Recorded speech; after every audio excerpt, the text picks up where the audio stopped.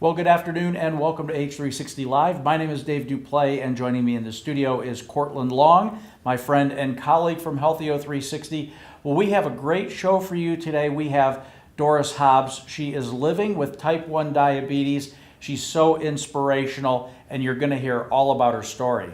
Well, this was a really great interview. I think Doris is doing so well. As Dave said, she's living with type 1 diabetes, but not letting it define her.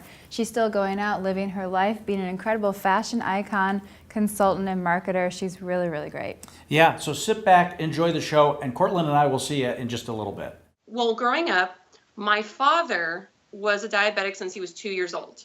So diabetes has been something I've grown up with. Like, I have always known what diabetes was since I was born, practically. So seeing all his highs and his lows and all of his health complications, and he's still with us, and he's such a strong man. He just, no matter how many complications he had with diabetes, he got himself back up and he continued to go with it. And I remember him saying one time, one of his, lowest points of, his diagnosis, he said, diabetes does not live with me.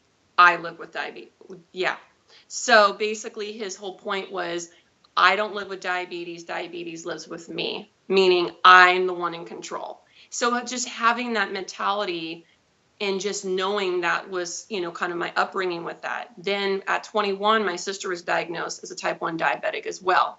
So with all this happening, everybody looked at me going, okay, when are you going to have it? I was like, I'm not going to have it. I'm the healthy one. I'm the one that's always working out, eating healthy, so on and so on. Well, 31, it happened. So it was the beginning of, I would have to say, the year before 2014, so 2013. I was feeling very fatigued. So it was around January. And 2014 in January. I was feeling really fatigued, wasn't feeling good, and I had no energy. And for me, that's not like me. I'm always high energy doing something. So I went to the doctor, and they said that, oh, you might be, suffering from stress. And I was like, what stress do I have? I have my website, my fashion, this is happy stress, like if anything. So I just continually to go on. Back in my mind, I kept on thinking, okay, maybe this whole diabetes thing might be happening. I don't know, but I was trying to pray and hope it wasn't happening. And maybe it was the stress. So I remember going out to dinner with my sister, and she, of course, is diabetic. She took out her meter and said, I want to test you. And I said, I don't want you testing me. And she's like, I want to test you. So it's after dinner. All I had was a chicken Caesar salad, water. That was it. Pretty much didn't have much during the day either. So she, in her car after dinner, she pricks my finger, and I'm pretty much like 210. And she looks at me and she immediately starts crying. And I said, why are you crying? I had something sugary at lunch. And she's like, no, you need to go to the doctors and, get tested. And I was like, no, it's okay. So I go home, I tell my boyfriend, he's like, no, you're not. And we're all in denial. Well, then I keep on going through the whole year until it gets into the end of the year. I have no energy. I can't even comb my hair, take a shower. I'm skinny bones.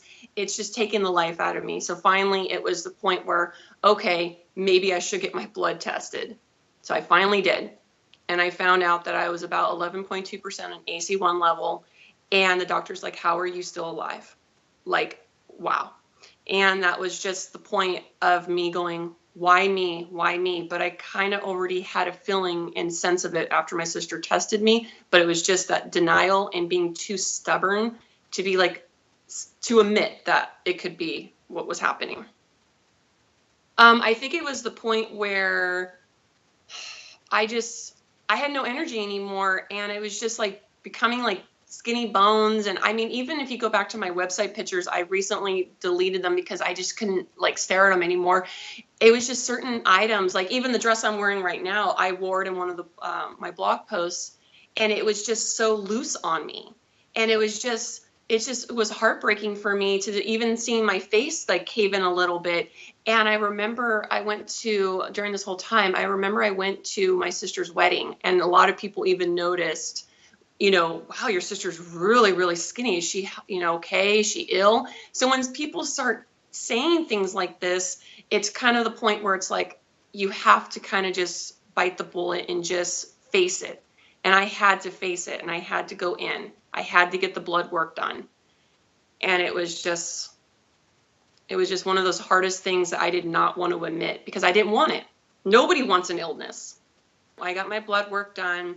I came home, and around, 9:30, 10 o'clock at night, I get a phone call, and it's from Vallejo. I guess the number said Vallejo on it, and it was like, I guess it was the laboratory for the blood work, and it was basically a nurse calling, saying that I had to come into the ER right away. So I'm like in bed, not feeling good. And this is like really getting to the end of, everything. And so my boyfriend takes the phone, and he's like, who is this? And he's talking, and he was like, well, we really don't want to go to the ER. And he's like, we really don't want to pay the ER bill. And she's like, sir, I'm telling you, you need to come in now. You need her lab test. You need to come in. And they were just stressing it. And I remember laying in bed and him sitting by me at the edge of the bed, looking at me and saying, it's up to you. What do you want to do? And I had my eyes were just in tears. And I said, it's time. It's time. We have to go. And he's like, are you sure you want to pay that bill? And I was like, I don't care. It's time. And I went into the ER, and then everything it just all happened. So, so we get to the ER. There's practically nobody there, and they took me in right away. And I was just laying in a bed, and then they put a bunch of IVs in me, and they were putting solution to keep me hydrated and stuff. They were just running a lot of laboratory tests on me, and it wasn't a lot of clear answers, because that night they kept on going back and forth from type 2, type 1, type 2, type 1. And I was just praying like, okay, I'll do type 2 because I know I can reverse that. Like, let's go for type 2. And they just kept on going back and forth. And then the doctor was coming in showing me, either way, this is how you're going to have to test yourself. I wasn't listening, because I already knew how to do it because of my dad.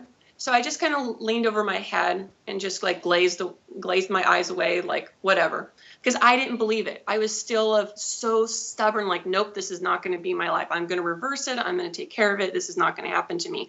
So it was pretty much around, I would have to say, I was admitted in around like 11. It was about 2 a.m. when I was let go. Then I had the follow-up appointments to go in to get the insulin and so on. So, at this point, they were thinking that I was type 2. So they gave me the pills.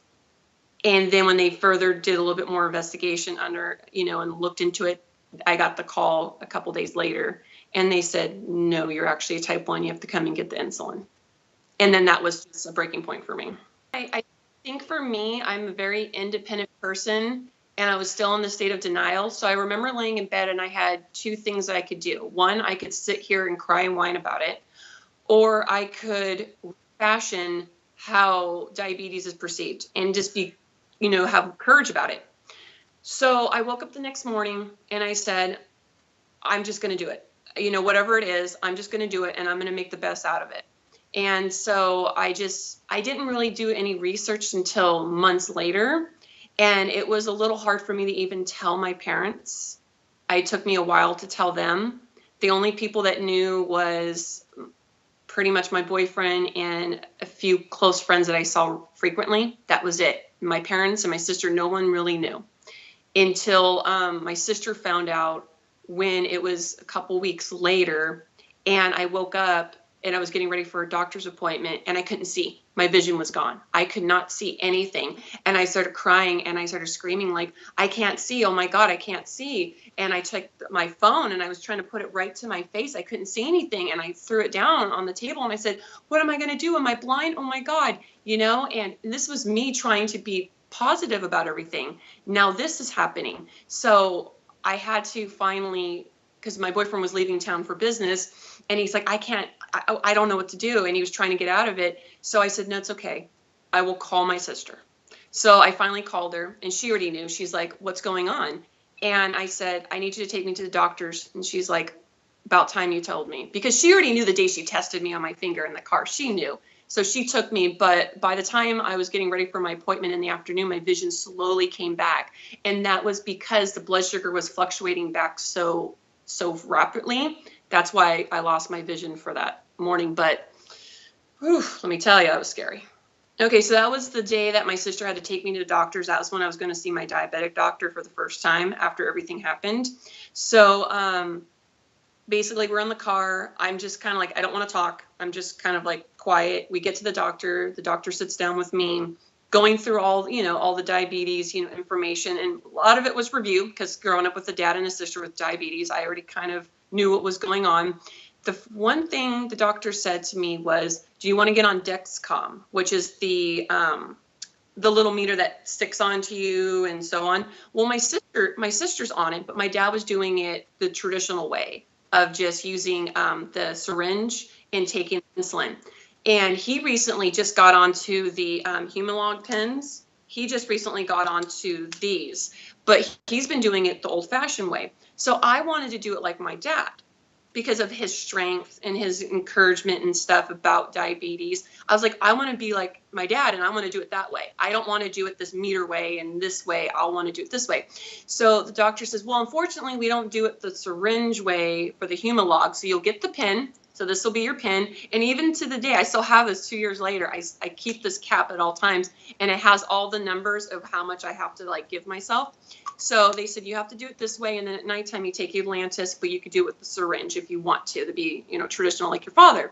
So that made me feel good and comforting. My sister, she has the pump, and she's like, why don't you just do the pump? And I was like, I want the control over this. I don't want a pump doing stuff for me. It's very convenient. That's great. But I need the control over it. Yeah, my journey's been really crazy. So I went to a dietitian. I was so disappointed with the dietitian. I would never go back after the first time, because what happened was the dietitian sits down and we're going over food and stuff. And I said, I want to eat very organic. I eat, a lot of poultry and fish. I want to stay very, organic with what I'm doing, maybe even the paleo diet. I was talking about all this stuff. And I said, I don't want to eat any food that is high in carbs. It's going to raise my blood sugar. I want to take as less insulin. I was giving all my requirements and what I wanted. She pulls out this little book with a bunch of calories and carbs in it and says, well, pick a restaurant that you would go out and eat something. And I said, well, Cheesecake Factory, avocado egg rolls. I used to eat them back in the day once in a while. So she flips open the book and she says, okay, this is how many, carbs are in it in units. And I'm looking at it and I'm like, for 3 of those, I have to take 11 units. That doesn't seem healthy. That's a lot of units to take. And I was insulted, why would I want to take 11 units to eat something that's not even has nutrition in it or nothing? Wow. And she was like, well, her point was, you can eat whatever you want. Just take your pen and just crank it up. To me, I was like, nope, I'm done. I'm not going back. And so I just went on my own little diet of eating a lot of fish, a lot of salads, a lot of chicken. And then that's when I got on the internet and I did all my research for food and became my own dietitian in a way, because I was like, nope, if this is how the medical system is going to be, where you just open up a little carb book and it tells you how many to dial up and you do it, nope, I'm not going to feed into that. Well, when you go on the internet, there's so much information. But for me, I was just trying to find ways to reverse diabetes. Well, you get all the articles that say reverse it with food with type 2. But when it comes to type 1, there's not many articles whatsoever. And everybody says with type 1, you can't reverse it. Well, I'm one of the crazy ones. I believe you can. I really believe there's got to be a way that you can do it, or get to a point where you're not so taking so much insulin. You know what I'm saying? So I just started researching, and there's a lot of articles from the UK. And there was this one really good article about this boy that basically did it through the raw diet. And he's not taking as much insulin as he used to. He still has it, but he doesn't take as much. So I was basically really intrigued by that article. Then I was reading articles about the paleo diet. So between the raw and paleo diet, that was just kind of the information that I found. But I think when it comes to the internet, you just have to do a lot of reading and just find what's going to suit your goals and your why and what you're doing. And then it comes from there. first thing in the morning, after I wake up, of course, I give my gratitude and my thanks. That's one of my biggest things I do, is all the gratitude and thanks. And then I have my meter in the kitchen. So I go around the corner, go to the kitchen. First thing I do is test it. And I have tried to not make that testing the determination of how my day is going to be. If it's high, I just work with it, because in the beginning I'd be like, oh, it's 200. Oh, it's going to be a bad day. I totally changed that mindset. Whatever the number is, it doesn't matter anymore. But if it's like 110 or 120, I'm like, yes, I'm excited. But even if it's low, like sometimes I've had like 54s or 66 in the morning, and I'm just kind of like, oh my God, I need some sugar. I need some juice real quick. I will still lace up my tennis shoes, put my athletic wear on, go down the hall to my home gym, and I will get on that elliptical. I will do something. And I feel like that's me with my father telling to diabetes, you live with me. I don't live with you. And I know, like, my boyfriend's like, your blood sugar's too low. Don't go work out. And I'm like, I had juice. I'm going down there. So I start the day at 6 in the morning, test my sugar. So 6 in the morning, my sugar gets tested. I know where I'm at. And then I basically measure my food out, eat, get ready, get in the car. And then my photographer and I will go out, and we're doing photo shoots, and each shoot can be up to an hour.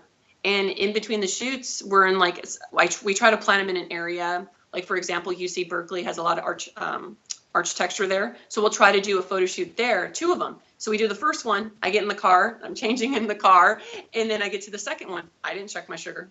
And the only time I'll check my sugar in between the shoots is if I'm feeling kind of like, okay, something's not right, or sometimes, like, it's weird when I talk to other diabetics and I say my tongue feels swollen. It doesn't look swollen. It just feels swollen. So that's how I know it's high. So then I'll test it or whatever, and then I'll go out and take some more pictures and stuff. But I'm actually kind of surprised when I'm on location running around, I don't test it that much and I'm feeling good. But it's when I'm sitting mobile and I'm just in front of a computer all day, that's when I'm testing it and testing it and testing it and testing it more than I normally would.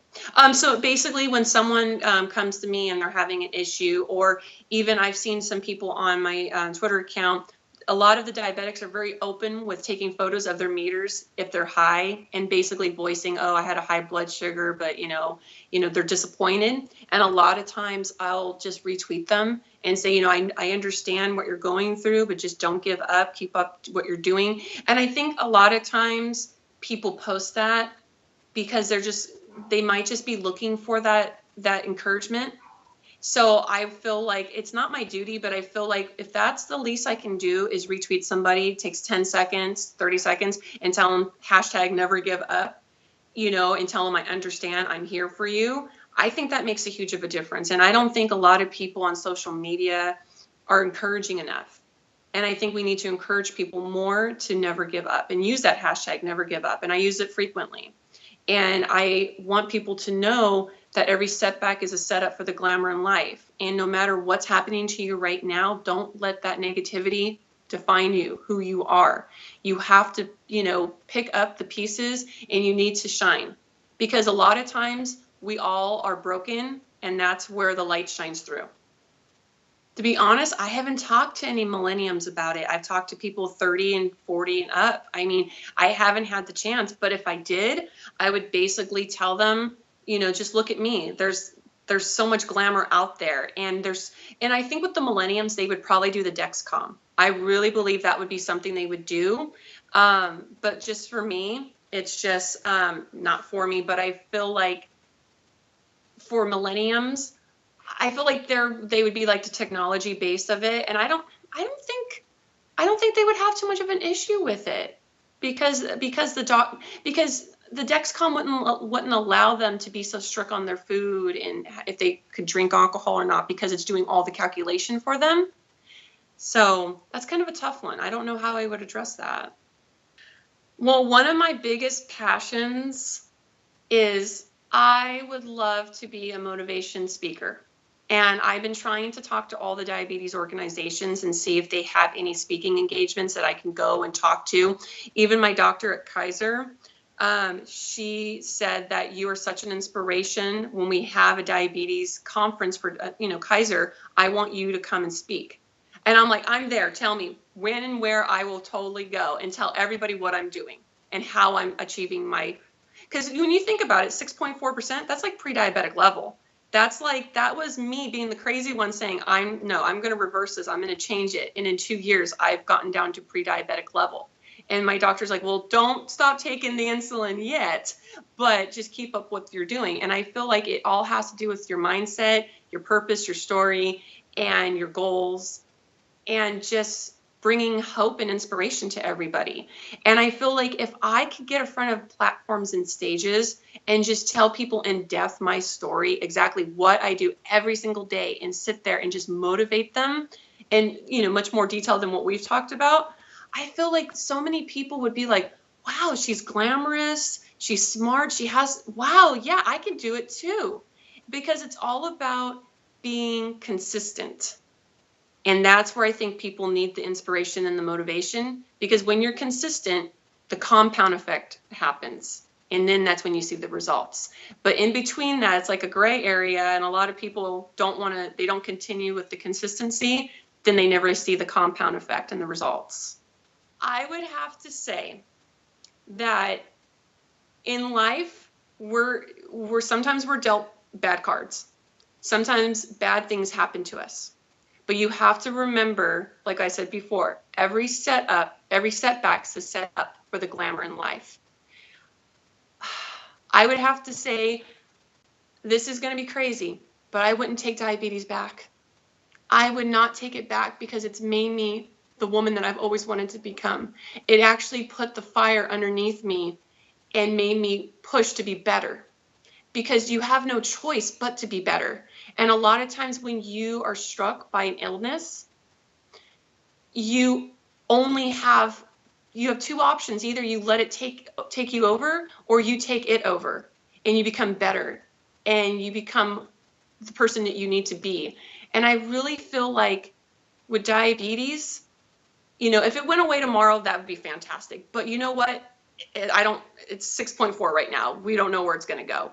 But don't let these setbacks be what defines you. You define the setbacks. You tell the setbacks, no, this is not what it's going to be. I write the chapters of my life, and I want to be successful, and I'm not going to allow this to hinder me. Because when it happened to me, I was right in the middle of my business plans, my goals of my next level of my website and my fashion adventures and stuff. And it was one of those points of, do I just sit back and cry about it, or do I get up? And 2 days after I was diagnosed, I was on location for a photo shoot. And that was basically me not letting it hinder me. You should never let an illness hinder you. You should find a way to survive. Well, Cortland, that was a really great show. Doris is so inspirational, and I really love her story. She was so fantastic, and for everyone watching at home, you can also check out her extended 360 interview series that will be rolling out weekly on healthyo360.com. Okay, well, that wraps it up for this week. I want to thank you for tuning in. I'd like to thank our sponsors for making this all possible. Remember, all of our episodes can be viewed on demand at healthyo360.com. Our podcast is always found in the iTunes store. Well, we love social media, so Cortland, what do we have? Well, we are all over Facebook, Instagram, Twitter, and Pinterest using the hashtag #RealStories when posting, and we'd greatly appreciate it if you would do the same. On behalf of Dave Duplay, myself, and the entire Healthyo360 family, we'd like to thank you again for joining us today, and we look forward to seeing you again next week.